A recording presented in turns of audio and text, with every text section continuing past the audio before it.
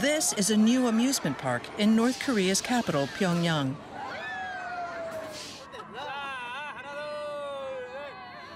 People are enjoying a momentary break from daily life.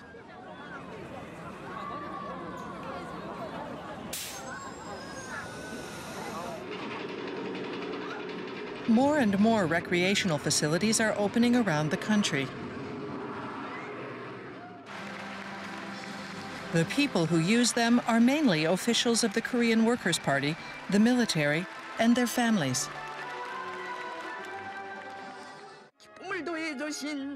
The man behind them is Kim Jong Un, the ruling party's first secretary and North Korea's leader.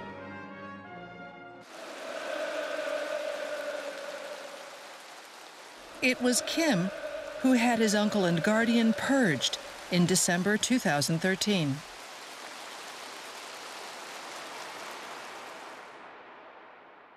In April, Kim reorganized the country's leadership lineup to solidify his power base.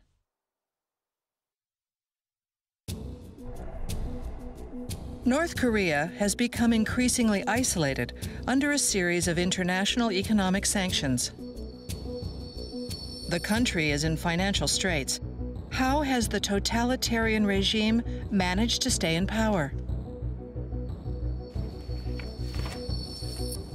We posed this question to North Korean defectors, including people who were once high-ranking officials in the leadership's inner circle.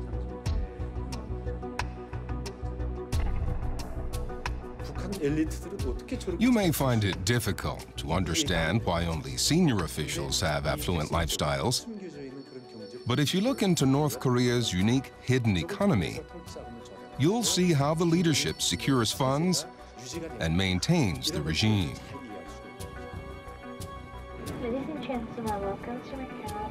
What exactly is this hidden economy? Our investigations in several countries revealed the existence of secret funds that only the supreme leader can freely use. Kim Jong Un's funds are foreign currency brought in from abroad. It's thought $3 to $4 billion are sitting in an underground vault. How are massive funds for sustaining the regime generated, and how are they used? We'll explore the connection between money and power in North Korea.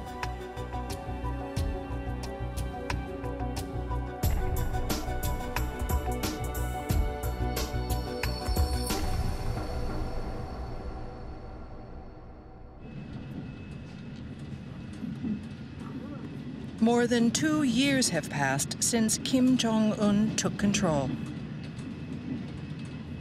The capital is undergoing a big transformation. Isn't this wonderful? It's the most modern place in Pyongyang.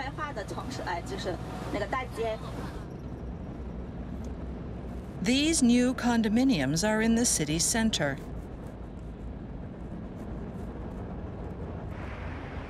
The residents are said to have been chosen for their contributions to the country.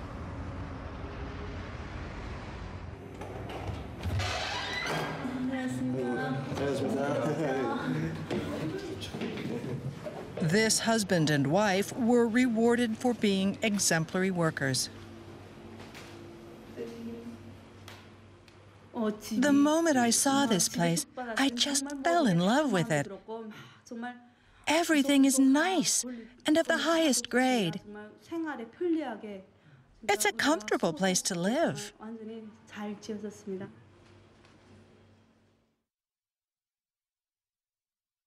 Soon after they moved in, Kim Jong Un and his wife paid a visit.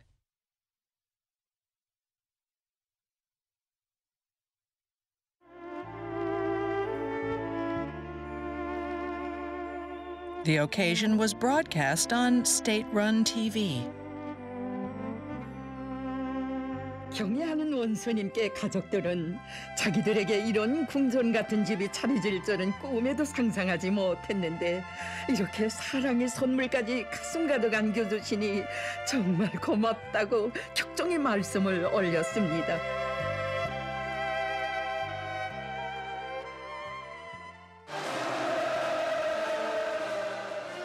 Giving homes and other luxury items in exchange for loyalty is part of the North Korean practice of gift politics. The recipients range from ordinary citizens to higher-ups in the ruling party and the military.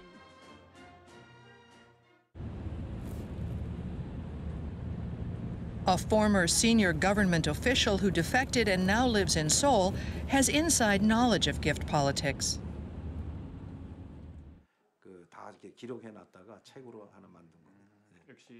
Until the mid-1990s, Kang Myung-do worked in North Korea at an organization directly controlled by the leader.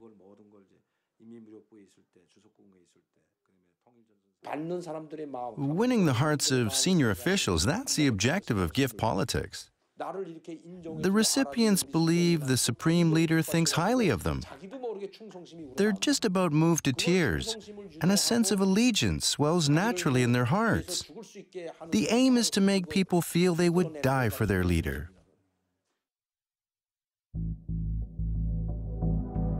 The person who began gift politics was Kim Jong Un's father, the late General Secretary Kim Jong Il. In the early 1970s, he emerged as the successor to his father, Kim Il-sung, the founder of North Korea. He showered his supporters with expensive gifts and ruthlessly removed those who opposed him. This effective use of carrots and sticks enabled him to firmly establish power. Kang says the organization he worked for has a section designated to procuring and distributing gifts.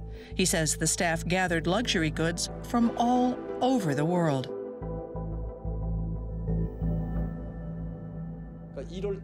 We were busy, especially before New Year and the Supreme Leader's birthday.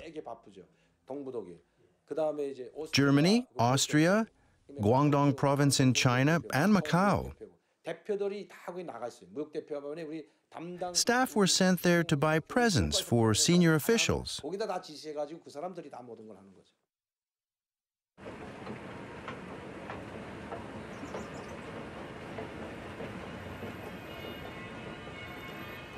Vienna was one of the officials' regular shopping destinations.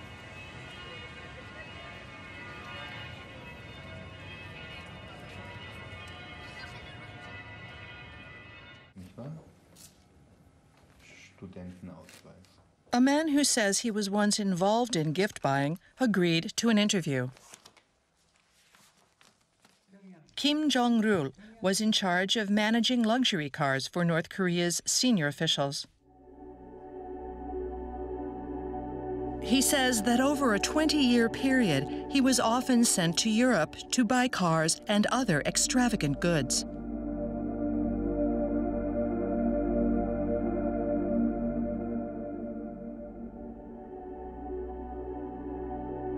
He was given detailed instructions, along with a list of items to purchase. The gifts officials received varied by type and price, according to their rank.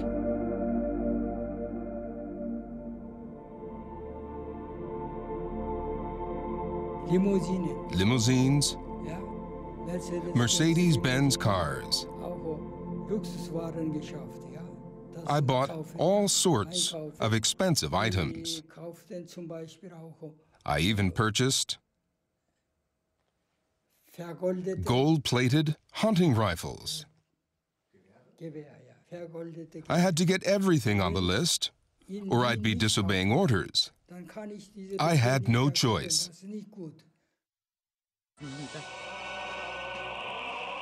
Kim Jong-il's gift politics is said to have become progressively more extravagant. If he gave cheaper gifts or stopped altogether, subordinates' loyalty might waver. 사랑하는 전사의 생을 다음은 얼마간이라도 더 이어주시기 위해. You have to always give something better than before. Otherwise, a present could have a negative effect. So, Kim Jong-il put top priority on gift politics.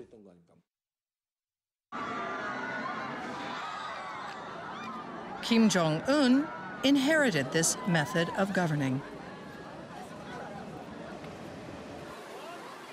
The young leader doesn't just give presents, but also builds recreational facilities where senior officials, their families, and other people can enjoy themselves. Sources say he spends some $600 million a year on gift politics, about twice as much as his father did. Kim Jong-un's power base is weak, so he has to give out more presents. If people receive fewer gifts, they would say he's less of a leader than his father was. Where does Kim Jong Un obtain such huge amounts of money?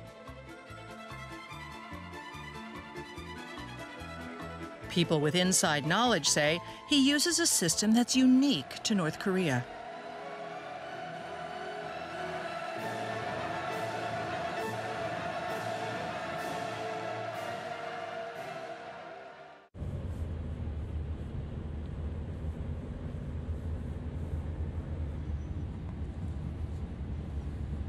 Kim Kwon-jin was an executive at North Korea's finance division before he defected to South Korea.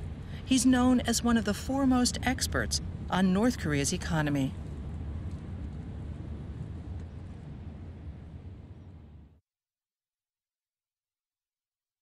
He says North Korea has two distinct economies.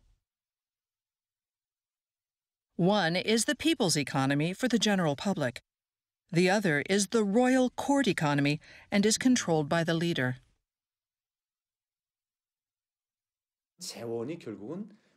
The supreme leader has created his own economy that he personally manages, separate from the national coffers.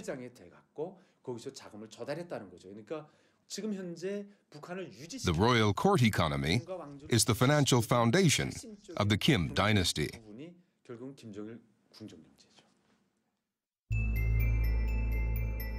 The people's economy is a typical socialist economic system.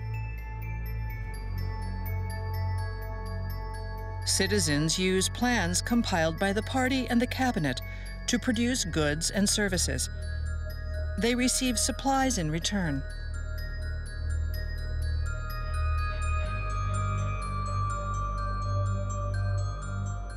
The distribution of supplies constituted the backbone of the people's economy.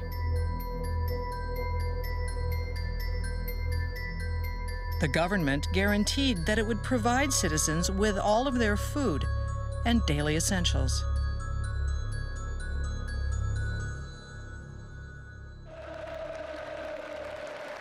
But Kim Jong-il started using public funds as his own property to strengthen his power. That's how the royal court economy began.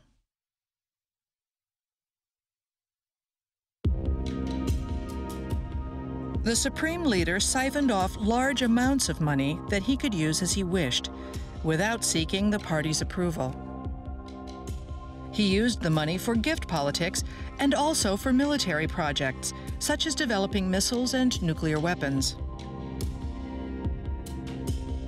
The royal court economy has expanded at the expense of the people's economy and is now believed to account for more than 60% of the nation's entire economic activity.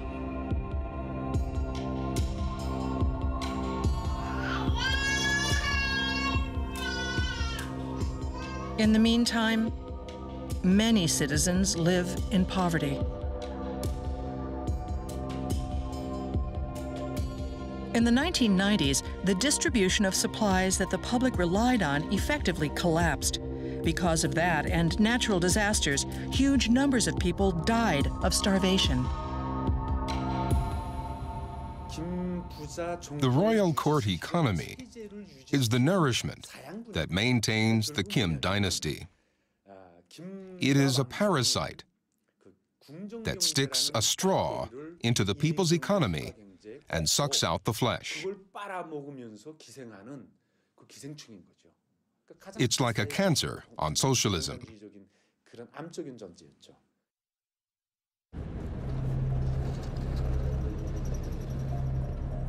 How are the massive funds that support the royal court economy collected?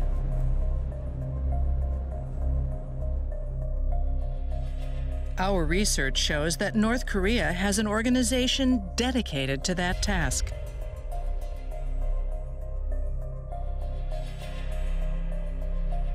A former senior official told us where it is.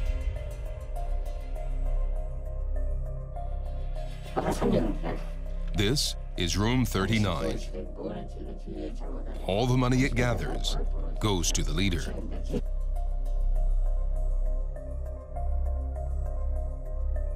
He says it's an organization located in central Pyongyang, known as Room 39. It has played a key role in supporting the royal court economy. Sources say Room 39 controls all sorts of businesses, from trading companies and mines to farms and livestock producers. The foreign currency collected by Room 39 flows directly to the Supreme Leader. It's kept separate from the state budget. The former official says the money is stored in party headquarters near Room 39.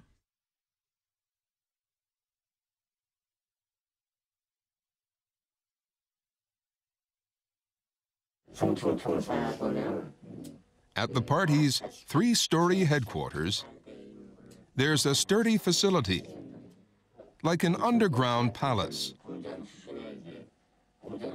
It holds huge amounts of Japanese yen, dollars, and euros.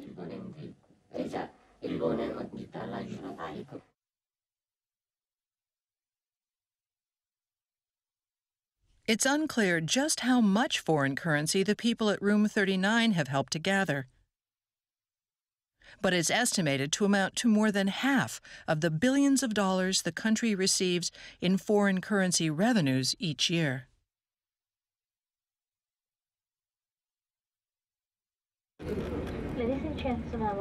The royal court economy is made possible by massive amounts of foreign funds. We visited one of Room 39's operational hubs, Macau, to find out how it works.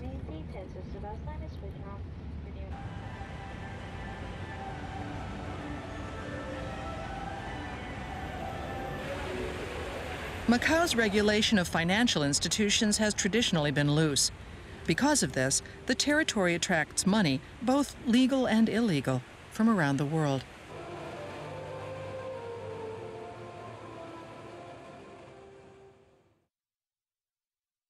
A former high-ranking North Korean official who worked in Macau until recently agreed to talk to us on condition of anonymity.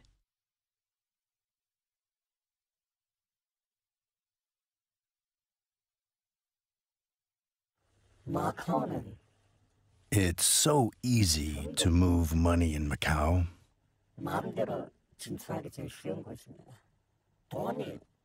There's no place like it for making secret deals.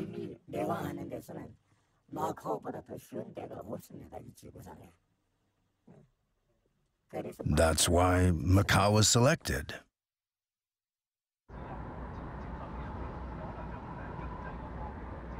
The man guided us to a certain place.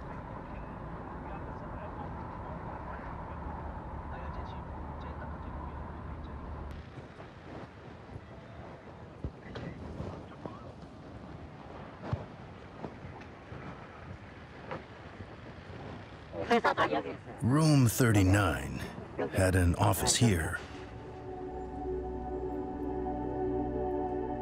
He says he used to meet military-related personnel from different countries here. They would discuss weapons deals, a major source of foreign currency. The weapons were destined for Southeast Asian nations like Vietnam and Myanmar, those in the Middle East, such as Iran and Syria, and even some countries in Africa.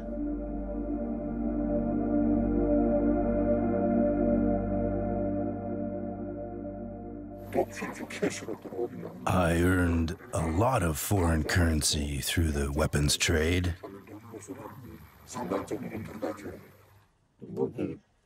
I sent the money to North Korea through Macau.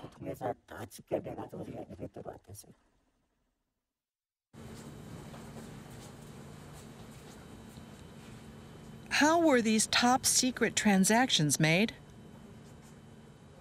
We heard in detail from a former senior military official who was directly involved in the deals.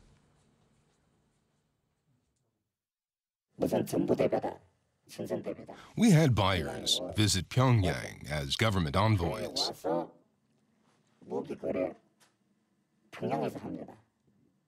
We showed them weapons at the factories and negotiated prices.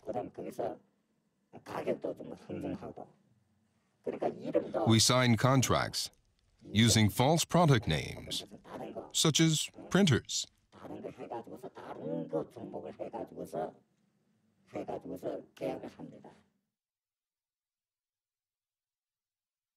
He says deceptive measures were also used during transport.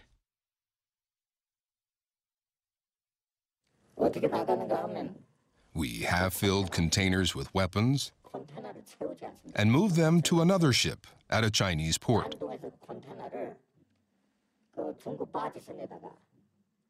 Then we piled other goods on top of the weapons and filed forged papers.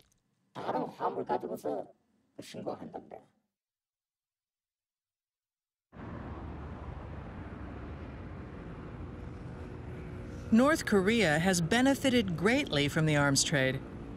The deals are believed to have provided as much as $1 billion in foreign currency a year.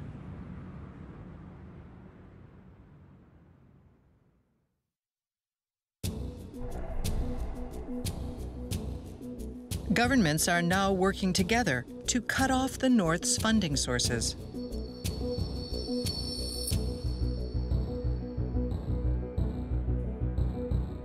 A non-governmental organization in the U.S. received a request from the United Nations for information.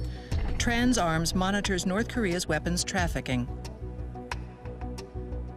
208 active North Korean flagged. The group keeps track of North Korean vessels and aircraft around the clock.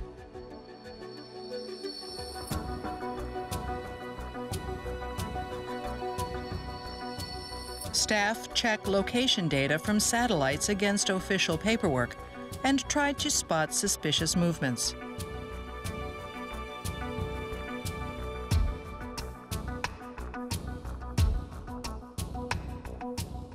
Destination is Diane. However, this ship... But Finardi says the ship does not seem to be staying on course. Rizal or Diana destination. Closer monitoring has led to a number of raids on North Korean vessels. In July 2013, authorities seized a large shipment of arms in the Panama Canal from a North Korean cargo ship. Hidden under large bags of sugar were fighter jets and disassembled missiles.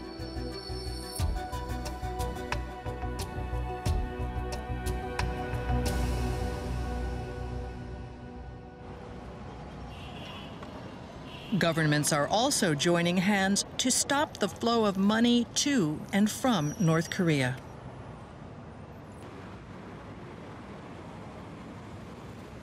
The first target was Banco Delta Asia, a small bank based in Macau.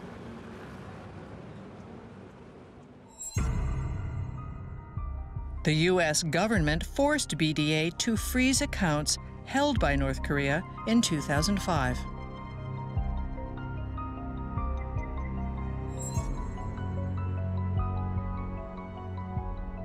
North Korea had been settling accounts with its worldwide business partners through this institution. The bank froze North Korea's accounts. This cut off an important channel for conducting international transactions and funneling money to Pyongyang. No banks will do business with them, especially in the Western countries. Like the market in Hong Kong is a financial major market. Japan, Hong Kong, Singapore.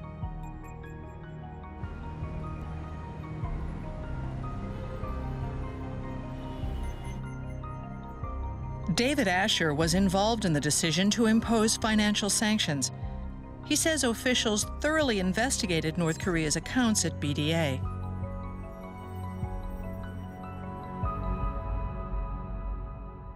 Banco Delta linked into banks all over the world and bank accounts all over the world. We mapped out how their regime financed from Kim's perspective.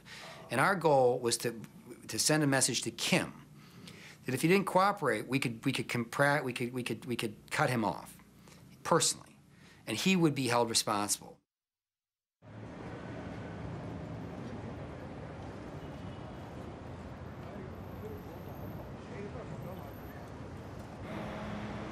How does North Korea's leadership obtain foreign currency now?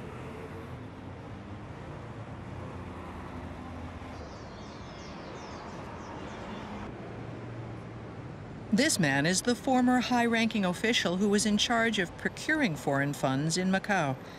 He says North Korea has remained active here even since the sanctions took effect. He led us to a place that's separate from the office used for arms deals.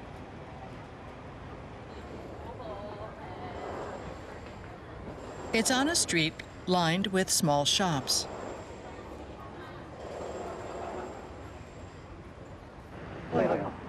The door's closed. There's no sign. He says gold is traded here.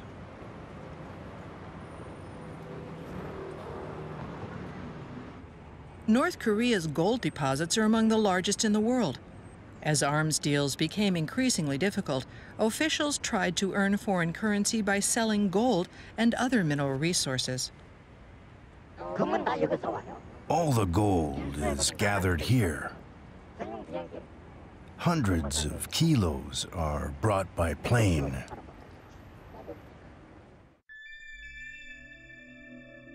The man tells us that gold transactions are always conducted in cash. No money passes through bank accounts, so no trace of the transactions exists. Since the UN sanctions began, the country has earned money with gold. They sold it in Macau last year, too. Cash, all in cash. The North Koreans use illegal means to move the precious metal.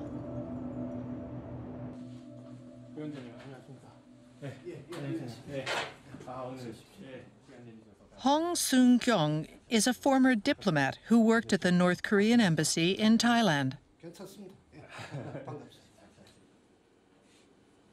He says he was ordered to transport gold using the diplomatic immunity that exempted him from baggage inspections.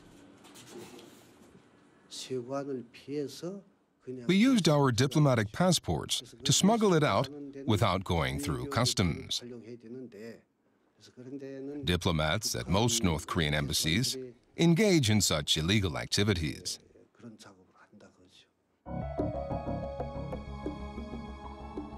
The international community is engaged in a battle with North Korea, whose leaders are determined to obtain foreign currency.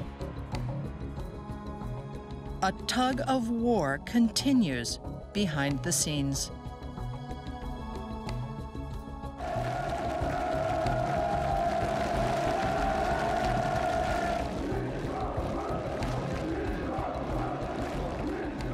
Kim Jong Un is resorting to various means of scraping together foreign currency in a bid to keep his grip on power.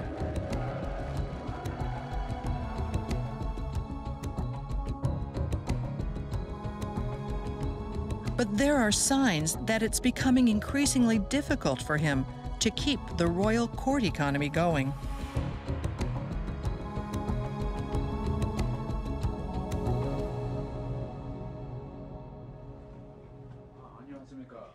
A scholar has picked up on signs that something unusual is happening. Kim Sun-chul defected in the 1990s. For more than a decade, he's been studying North Korea's power structure.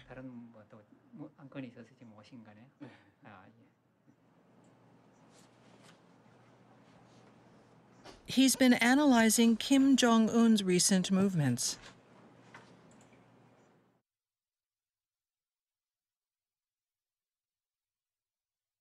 He found out that Kim is offering fewer presents than before and is relying on words of thanks instead.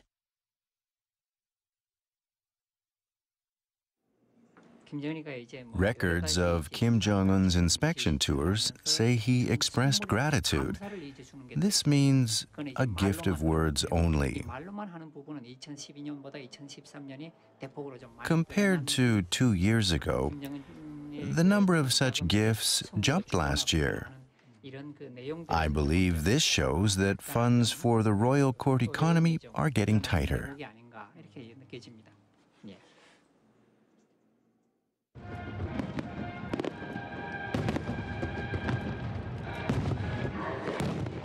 The royal court economy is crucial for Kim Jong Un to maintain power. The leader is under pressure to find new ways of earning foreign currency.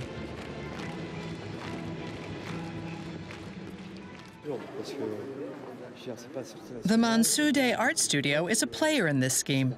It produces bronze propaganda statues for the government in Pyongyang.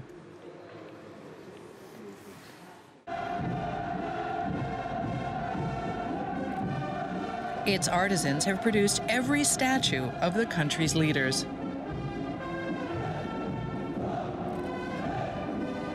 Now, they're using their skills in other parts of the world.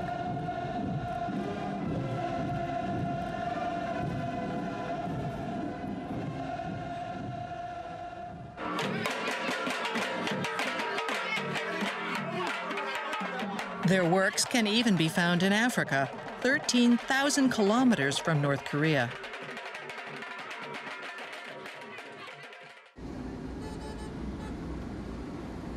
In Senegal's capital, Dakar, a huge bronze stands on a hill.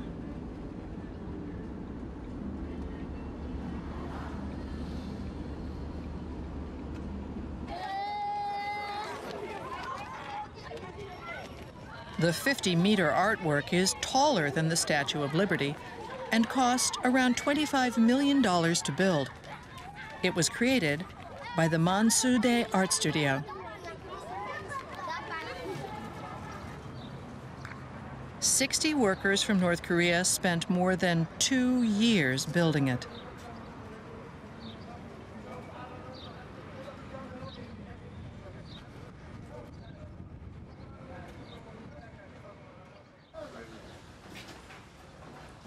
This man worked with them.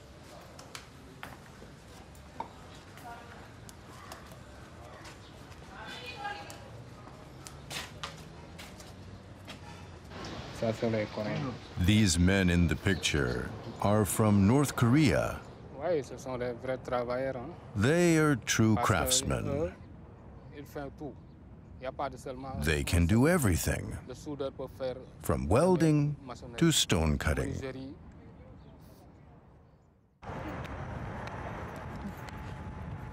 Of the total construction cost of $25 million, it's said that half was paid to North Korea. Oh yeah, what I can tell you is that they were very happy with this project. They did make money, they were very happy, and I guess after that they're still in Senegal and looking for other projects here in Senegal and elsewhere in Africa. In March, a new statue was completed in Namibia in southern Africa. North Korean craftsmen built it, too.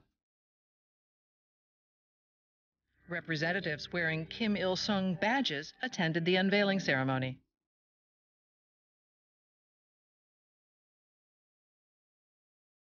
North Korea has crafted nearly 30 statues and structures in Africa.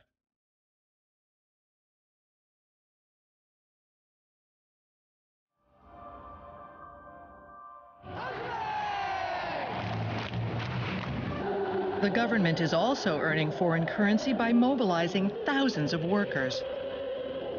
Even ordinary citizens are being sent overseas.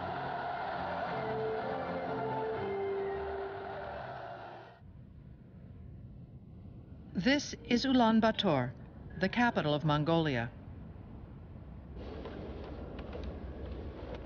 In mid-March, more than 50 North Korean laborers were seen at an apartment construction site.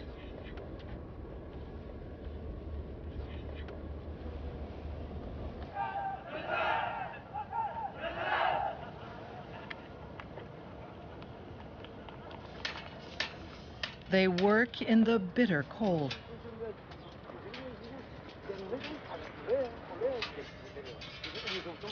The crew is under constant surveillance by North Korean authorities. Is it colder than in North Korea? I like it better in North Korea. It's our home.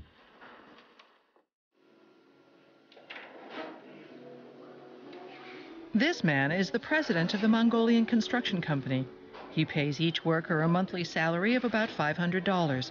Yet most of that money is said to wind up in the hands of North Korea's government.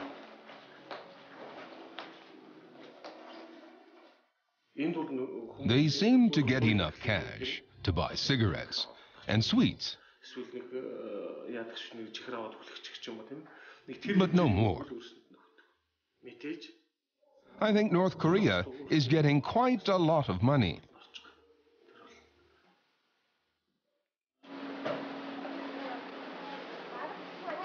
North Korean women work at a sewing factory in Mongolia.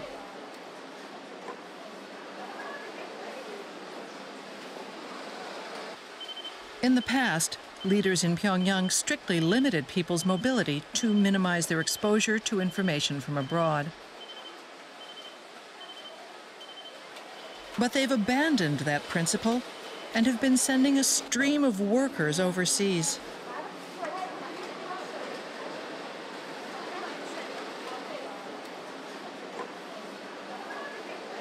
It's estimated that there are now 100,000 North Koreans working around the world.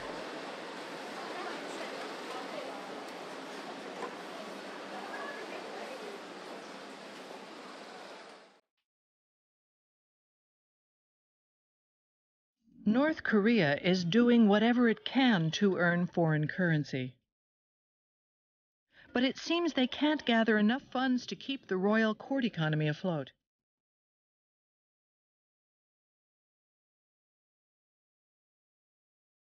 The shortage of funds triggered a power struggle at the top.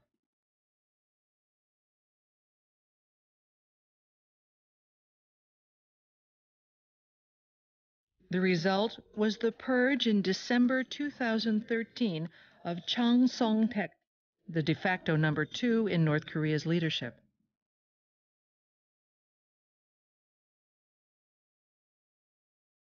Chung was Kim Jong Un's uncle. As Kim's advisor, Chung was given the task of getting the economy back on its feet. What happened between the two men?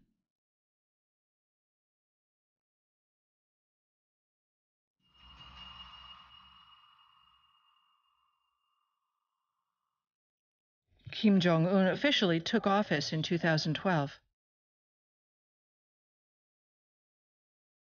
When Chung visited China that year, he was received by Hu Jintao, who was then president.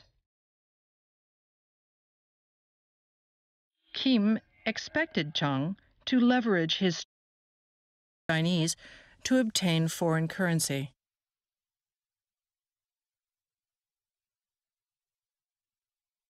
Chung was trying to promote Chinese-style reforms and more openness. One symbol of his efforts was North Korea's Rason Special Economic Zone.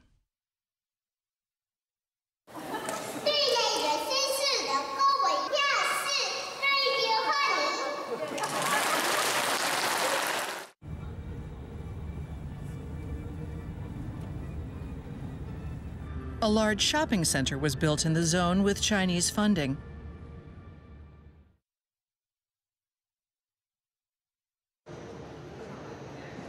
There's also a hotel with a casino.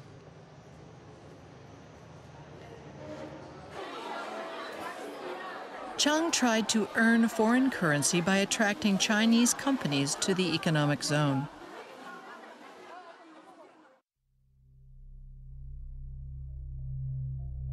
Money and power began to flow toward Chung.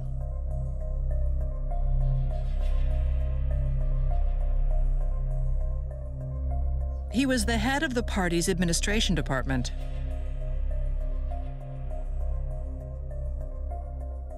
Until then, Room 39 was used to channel foreign currency to Kim Jong Un. But Chung's administration department began to gain influence over the mines and trading companies that generated the funds. As a result, foreign currency began accumulating around him.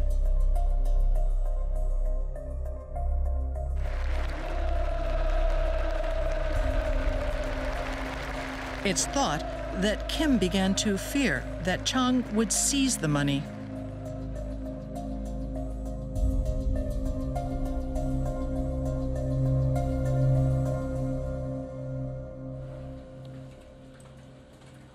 Kim Sun-chul has been following Kim Jong Un's movements. He thinks the money enabled Chung to begin wielding more power.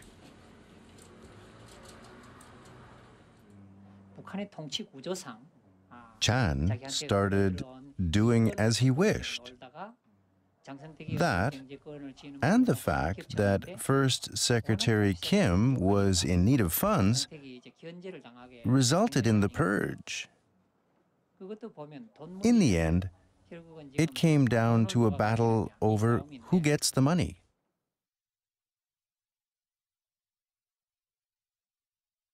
In December 2013,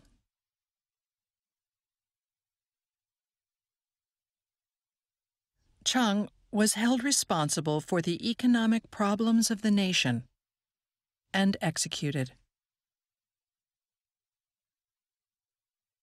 제놈에 있던 부서가 나라의 중요 경제 부문들을 다 걷어쥐어 내각을 무력화시킴으로써 나라의 경제와 인민 생활을 수습할 수 없는 파국으로 몰아가려고 핵책하였다. 제놈에 있던 부서를 그 누구도 다치지 못하는 소왕국으로 만들어 놓았다.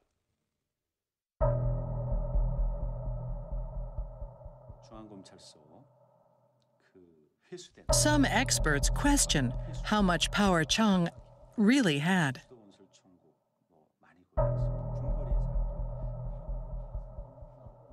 Kim Kwan-jin is an expert on North Korea's economy. He thinks Chung was trying to normalize economic conditions.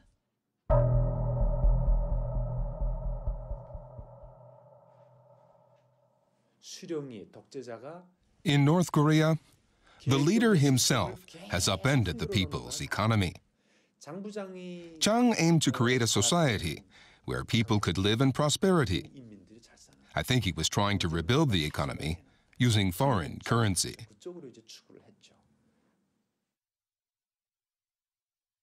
No one knows what Chung's true intention was.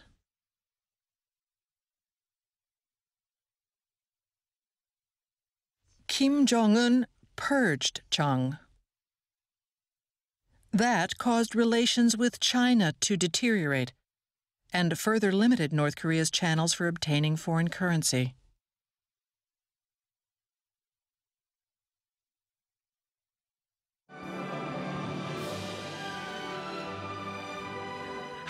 Yet another recreational facility has opened in North Korea. It's a large-scale ski resort. 몸소 삭도를 타시고 그 안전성까지 yo해하시며 스케줄로 종점으로 어르시었습니다.